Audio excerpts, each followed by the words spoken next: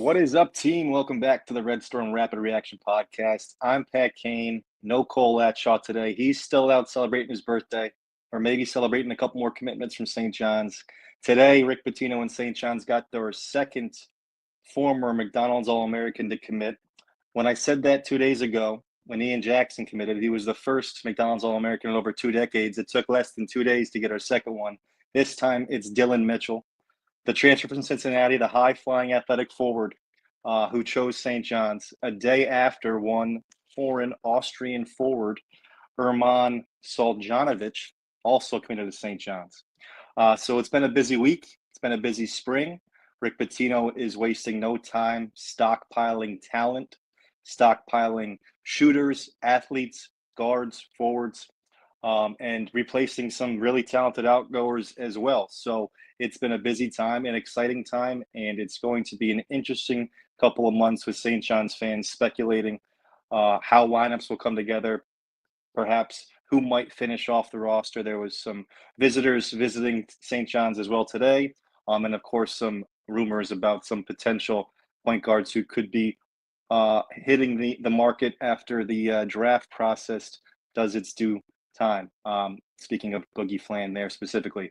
But Dillon Mitchell is the biggest news today. He is an explosive athlete in the Hakeem Warwick mold, 6'8", can really jump, can really run, very good defensively, very effective inside, a nice piece to the front court. And of course, we have to mention we also did lose Vince Iwuchukwu, who transferred out yesterday.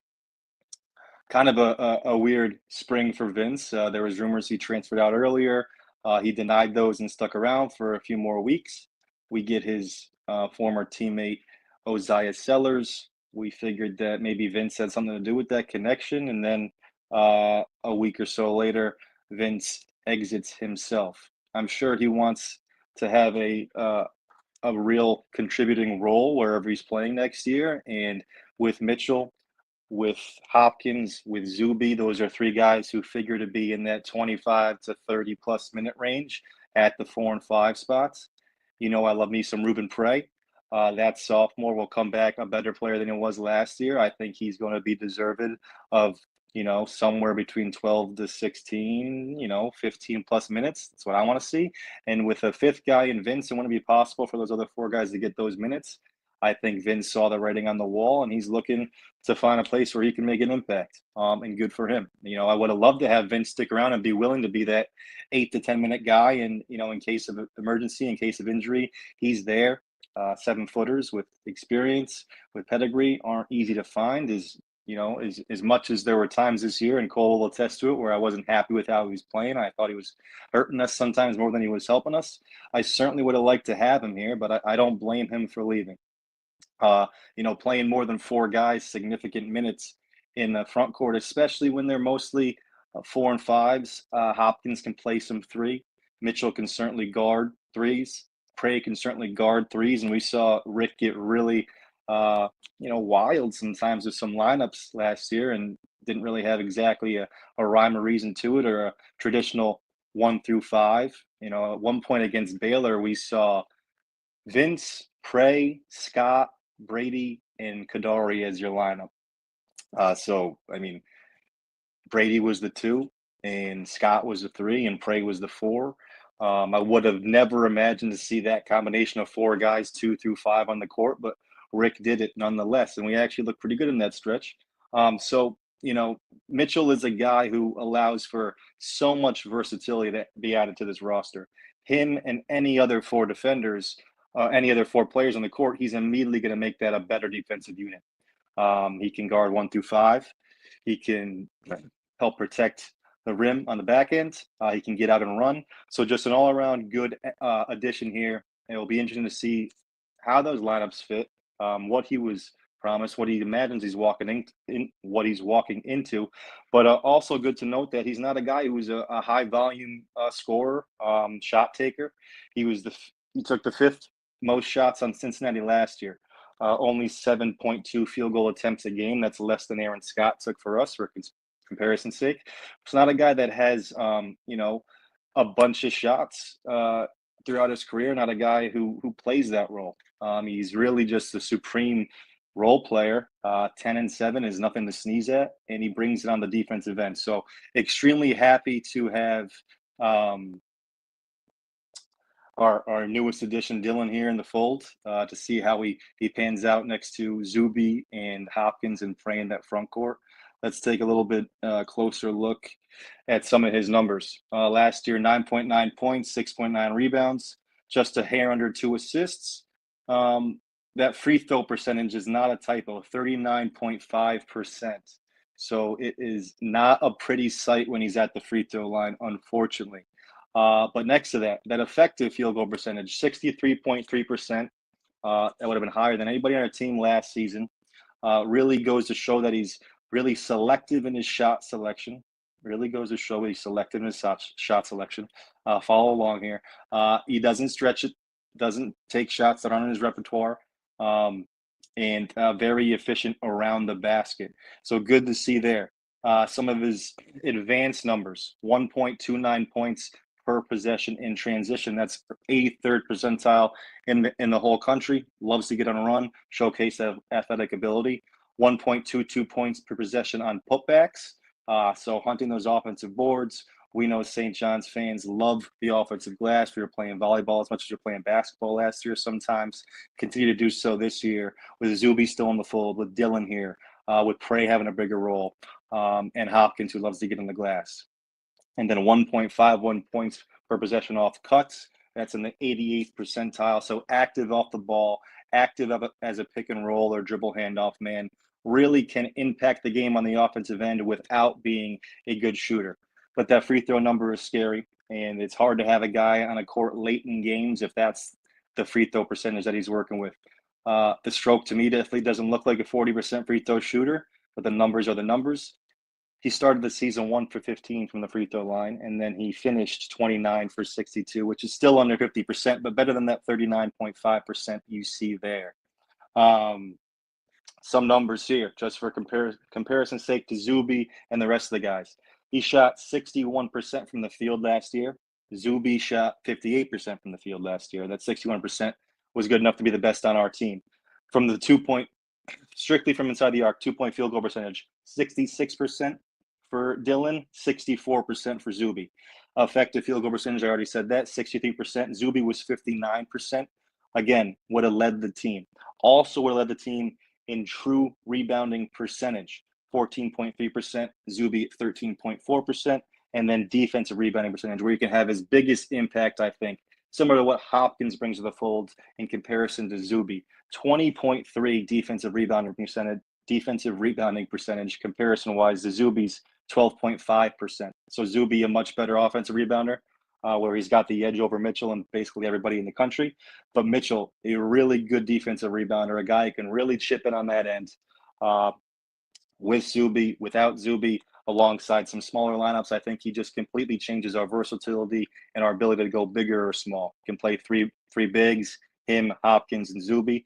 With the defensive versatility that Zuby and Mitchell bring, there's no worry there. Last year, what we saw with Kadari a lot was we'd have pretty much 4 guys who would switch on the perimeter ball screens, Zuby included, Scott, Davon, Simeon, and then Kadari, RJ as well. And then Kadari many times would be the guy who's deep help, would sink to the roll man, the low man, and be that whole help man, because he was such a big body, so long, so strong, able to wall up and guard those 4s and 5s off those switches, and we didn't miss a beat. And that's the role that Hopkins can play this year, if you ask me. He's not as quick as Mitchell or Zuby or Prey on the perimeter. He might have some difficulty switching on those ball screens, but if he's the guy you keep out of those switches by just doing some scouting beforehand or some pre-switching before you get to the ball screens, you can have Hopkins play that role of the low man, and he can handle those 4 and 5 guys who are often rolling to the basket and have to get chipped and stuck with off a switch man. If that's him, he's going to have no issue holding his own against those bigger guys, and our more agile forwards can handle the switches. So I think this is a big key in terms of where we go in terms of getting our defense to a point where it's at a national championship level, because this is the goal now, all right, to compete for a national championship. And we're bringing in this talent level that's going to be having us on top 10, top 5 lists for the rest of the offseason. And, we'll have the talent, we'll have the high level athleticism. Will we be able to have a defense that's capable of going toe to toe with the best teams in the country come March? We'll see. And there's a few other question marks as well, but defensively, before Mitchell was certainly one on my radar, and it's alleviated quite a bit with the addition of him. We'll talk about point guard a little bit. Obviously with Ian Jackson, the news was that he will have the ball in his hands, and he kind of wants to run the show that way. Um, and Rick alluded to the fact that he's confident with him to do that. We're always going to caution you on taking Rick's words, for what they are. But we'll see how that plays out. Wow, I just almost broke my chair. I'm so excited over here.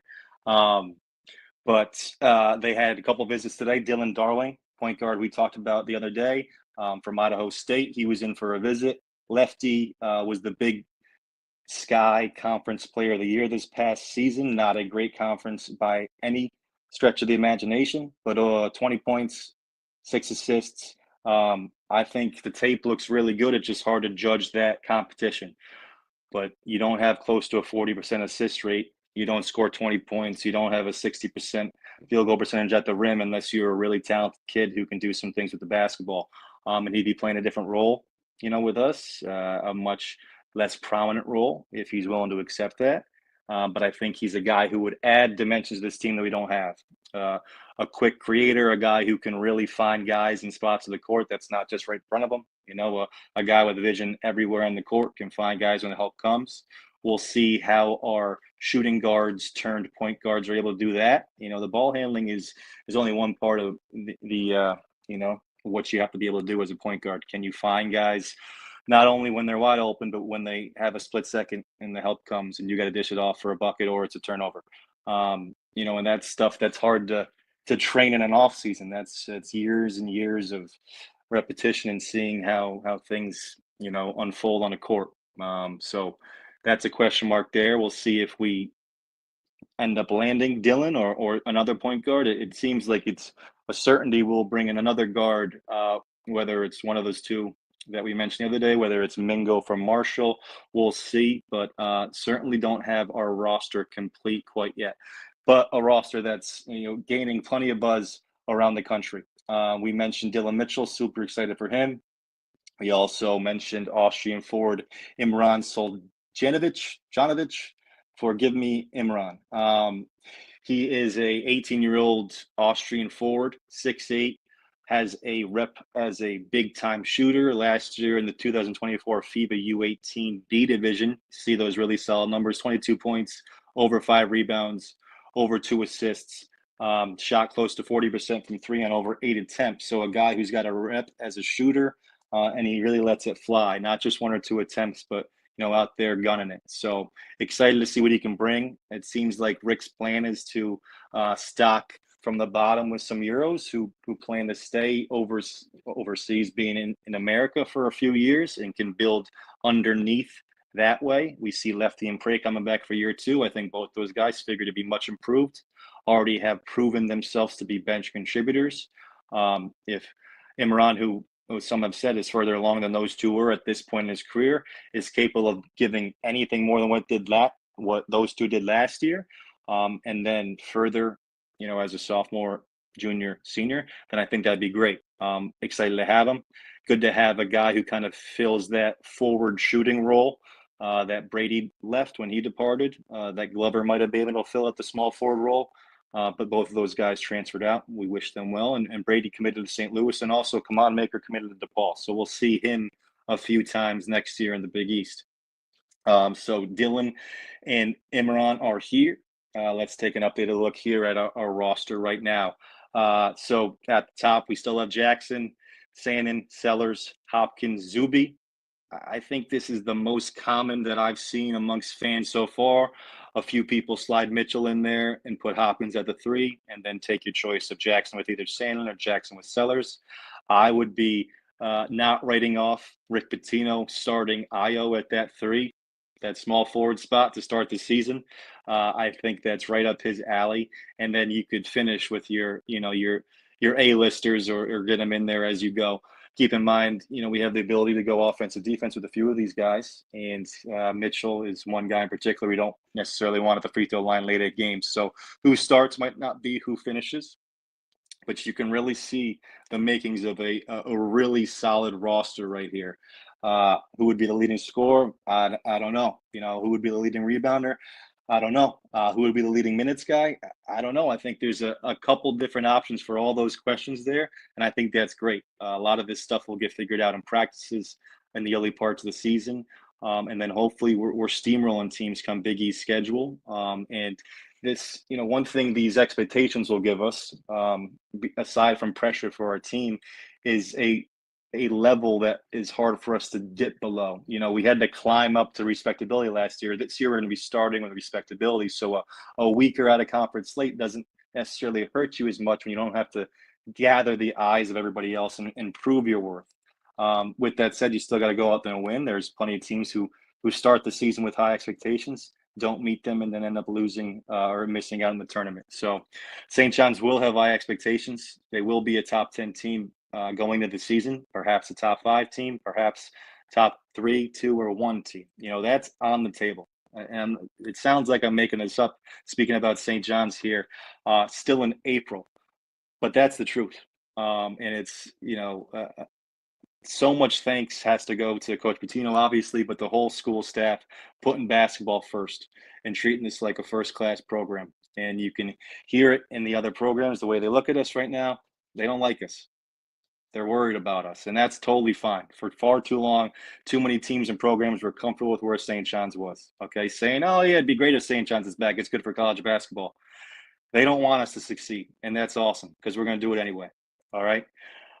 Anyway, guys, I'm going to cut this one short. It's late. We've got a busy week ahead. Maybe some more news. Who knows? But keep on following, keep on subscribing, keep on commenting. Be a part of the discussion. Let us know your favorite lineup, what player you're most excited about, your biggest concerns going into the next season. Until next time, I'm Pat Kane. This one's been for Anthony Mason Jr. and Cole Ladshaw, the Red Storm Rapid Reaction Podcast. Peace.